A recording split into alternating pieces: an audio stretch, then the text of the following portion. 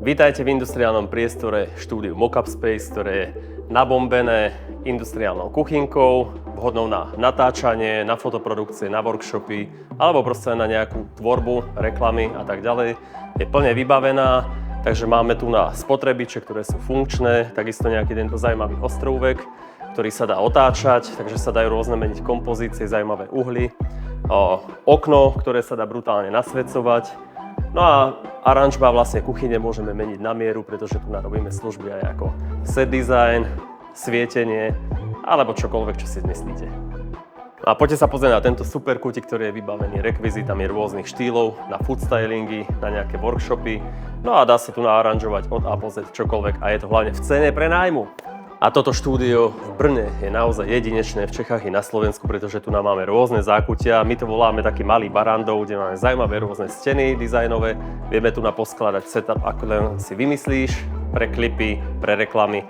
No a ešte ti do toho krásne nasvietime. Tak ideme ďalej. A tu som práve v našej najobľúbenejšej miestnosti, a to je zašívareň, ktorá je krásne odhlučnená, odizolovaná. Máme v nej úžasné zelené steny, ktoré sme si vlastnoručne robili. Skrine plné božích rekvizít, s ktorými denne aranžujeme a robíme tieto božské nádhery. A super okno, cez ktoré sa dá svietiť a urobiť brutálny shine.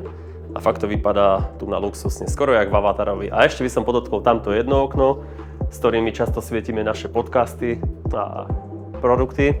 A je to krása. A keďže my sme veľkí milovníci kávy, tak tu máme vlastnú kávu Šupujebu, vám k dispozícii. No, ďalší je tento roh zaujímavý, kde je zase veľké okno a dá sa cez to brutálne svietiť do štúdia, zo štúdia, kreativite sa medzi nekladú.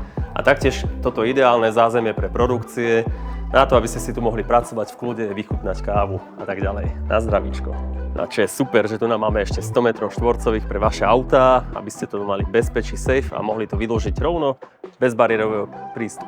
Pokiaľ nemáte vlastnú techniku, tak vám ju veľmi radi požičiame aj s našimi ľuďmi, nejakým runnerom alebo profi svietičom, tak aby ste tento priestor brutálne nasvietili a tak, aby to klientov vystrelilo z papučí.